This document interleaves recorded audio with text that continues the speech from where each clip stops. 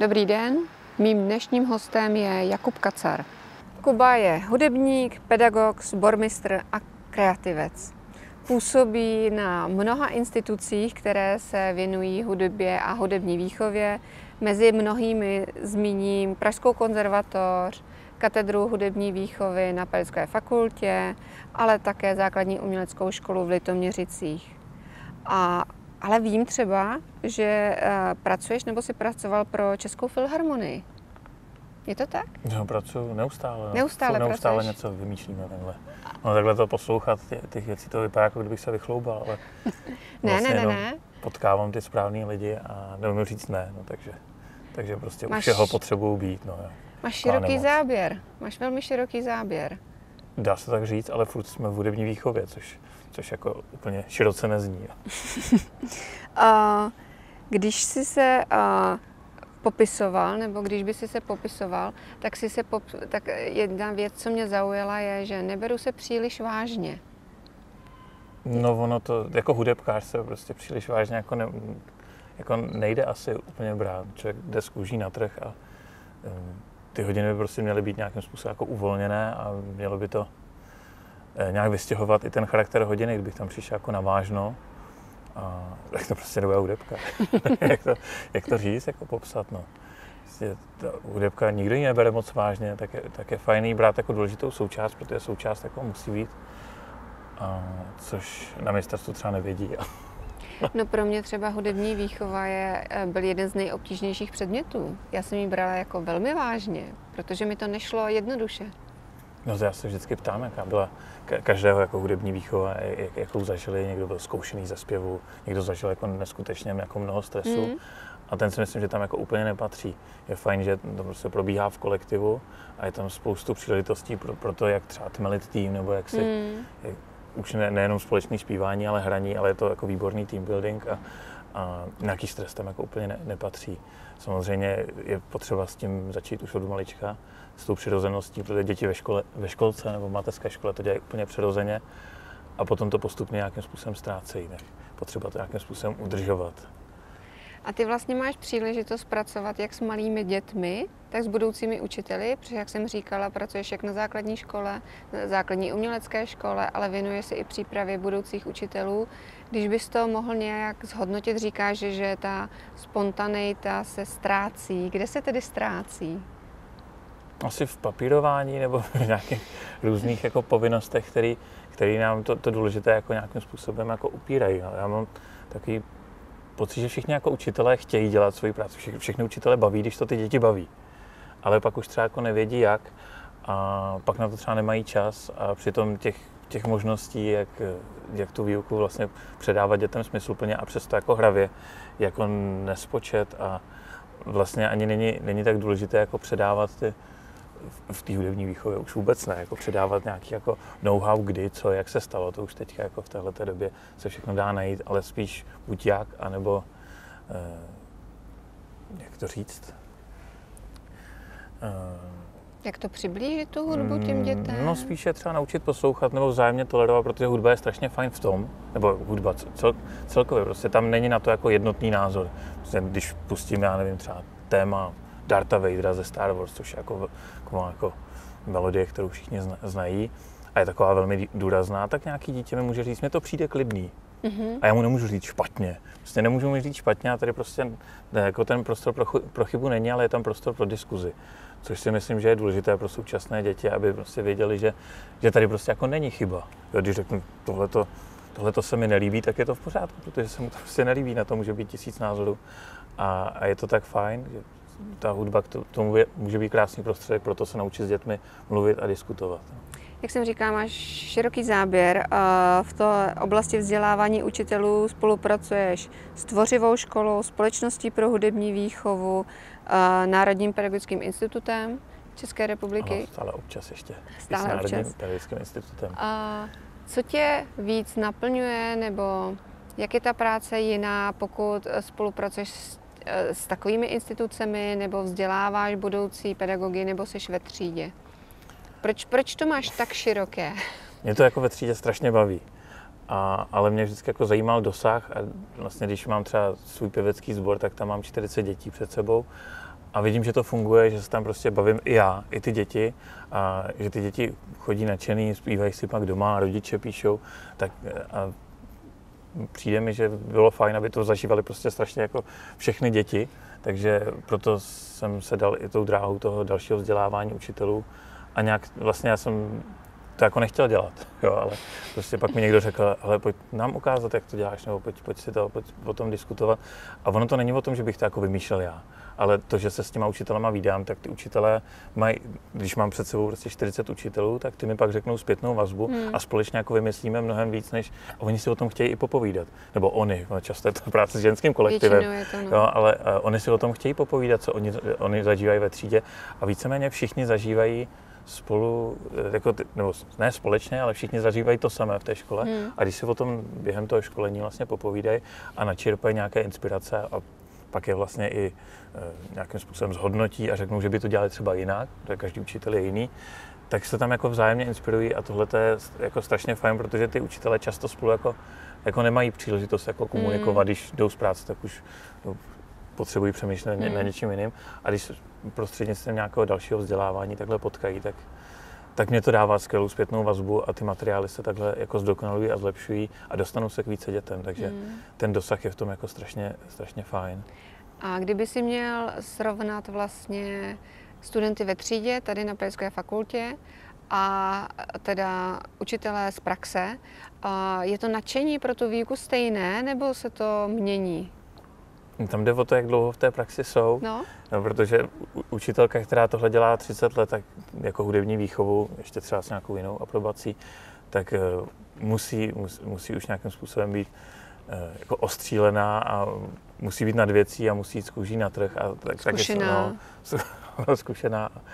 A musí vědět, jak na to, i když hudební výchova se neustále mění, stejně jako většina předmětů, tak hudební výchova velmi i tím, že hudební vkus je prostě jiný, i tou masáží jako médií, tak je to... Mainstreamem, myslíš? No, tak je potřeba na to reagovat, co poslouchají děti. Teďka vlastně 20 let se poslouchá víc rap, než třeba melodická hudba. A je fajn to reflektovat v té výuce.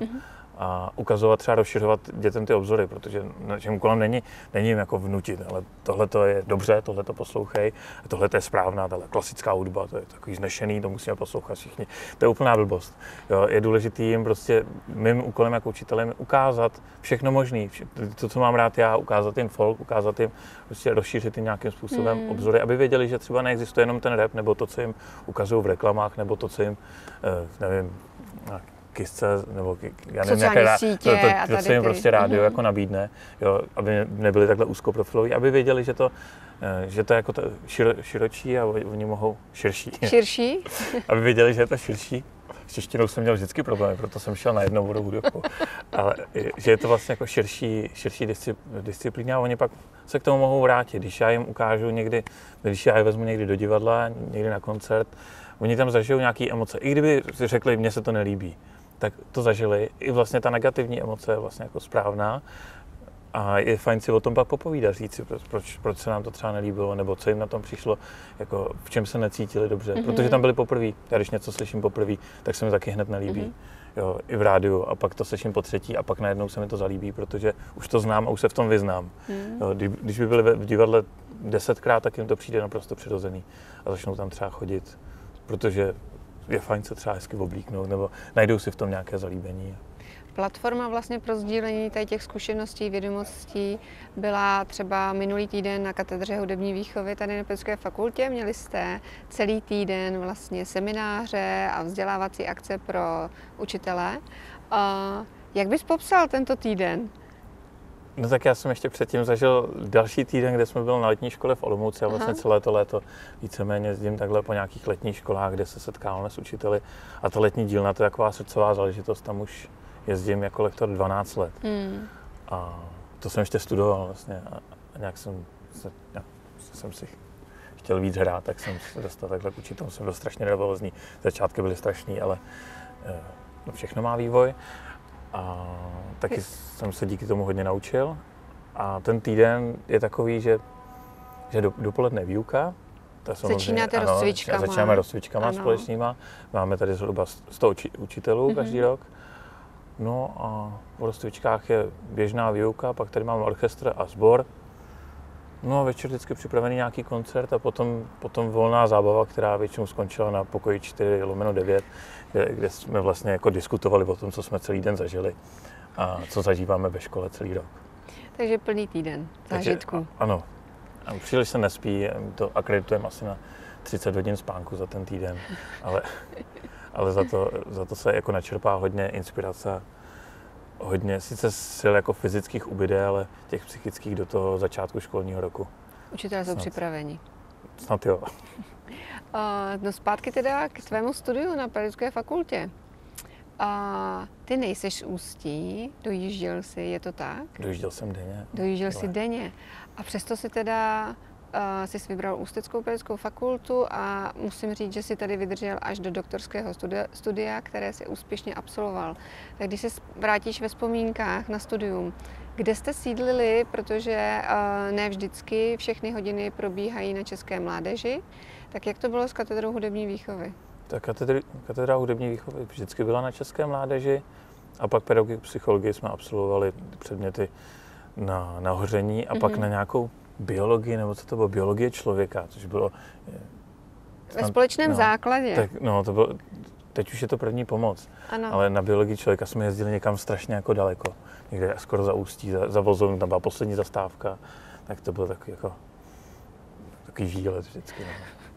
No a tak jak bys si zazpomínal na ta studia? Já strašně kladně. Jo, to můžu. Určitě. Nemám jako, jak to jako říct jinak, ale jako velmi kladně ty studia byly na té hudební výchově, tím, že jsem měl jednou oborovou hudebku, tak jsem jako nependloval mezi žádnými předměty, ale jsme měli strašně jako fajn ročník, nás tam bylo asi 40 a mě překvapila ta jako muzikalita, která tam jako byla. My jsme měli pauzu mezi předmětama a nám nechali otevřenou třídu, tak jsme v té třídě prostě muzicírovali a mě jako všichni uměli zpívat a hrát. A já jsem dřív jenom chodil do zušky a hrál jsem podle not, to, co bylo napsané v těch notách. A pak mi někdo řekl, jestli je to dobře nebo špatně. A pak mě tady jako naučili to, že jako můžu hrát jen tak jako podle toho, co slyším, takže improvizovat jsem se naučil víceméně až tady. A tím, že jsme vlastně jezdili takovým tmeličem celý té katedry hudební výchovy, nebo celé té katedry hudební výchovy, tak byly pěvecké sbory a jejich soustředění. Tam jsou studenti napříč ročníky, takže my jsme se takhle vídali každý týden ve sboru. No a pak samozřejmě se po sboru i někam šlo a jezdil se na zájezdy, takže jsme měli i kontakt vlastně se staršími studenty a mohli jsme se buď doptávat i na studijní záležitosti a taky samozřejmě jsme zde našli spoustu přátel, kteří nám zůstali do teďka. 40 studentů v ročníku, kolik z toho bylo chlapců? Já myslím, že asi 6. Celých 6? Jo, docela dobrý na té hudebce. No. Tak to muselo být docela zajímavé. Ty jsi jmenoval sbory. Prošel jsi všemi sbory? Ne, já jsem chodil jenom vlastně k Lubošovi Hánovi, se kterým teďka sedím v kabinetu, do Nony, a to byl asi jediný sbor. Do dívčího mě nevzali, do Kuželek. Tam byl těžký metr a to se prostě nemohl. No a zmínil jsi vlastně kolegu Luboše Hánu, s kterým teďkon sdílíš kabinet. Jaké to je zůstat na katedře po tom, co absolvuješ, dostuduješ a vlastně stane se z tebe vyučující? No to je strašně to bylo nepřirozený a pozvolný, protože to přátelství, vlastně, který tam jako s těmi vyučujícími nastalo už jako během studií. A tam je ta atmosféra tak jako velmi přátelská, že ta bariéra jako student a profesor nebo pedagog, docent se na těch soustředěních a na těch společenských akcích jako velmi stírala.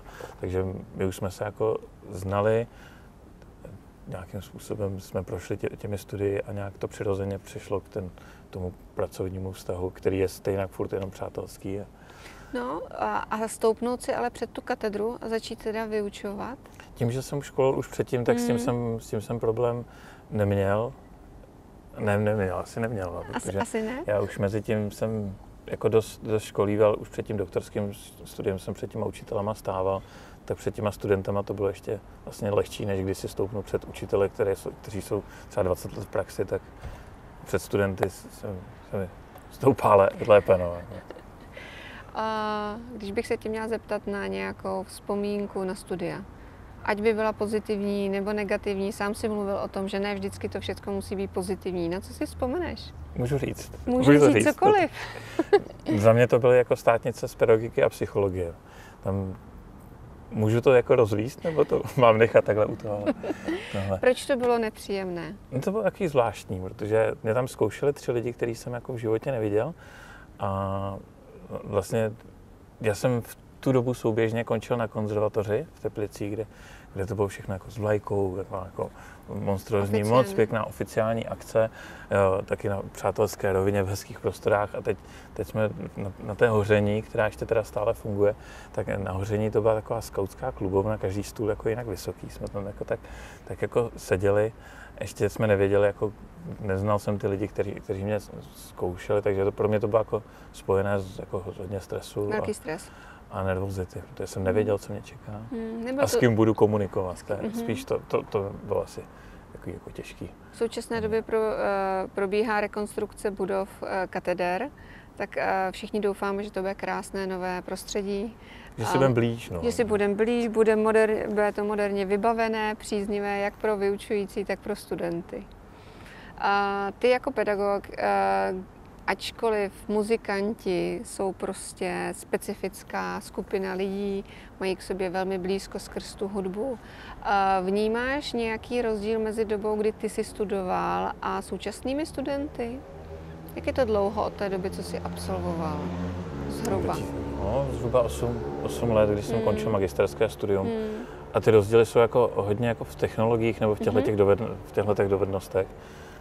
My jsme se tehdy učili asi jenom odeslat e-mail, když jsme šli na vysokou školu, a Word a Excel. No. A pak přišly prezentační technologie, začalo se pracovat více v PowerPointu a teďka ta výuka víceméně probíhá i s projektorem. Tím, že máme neskutečně mnoho možností, jak dětem prostě ukázat hudbu i jinak, než jenom vlastně s kazeťákem, takhle CD přehrávačem.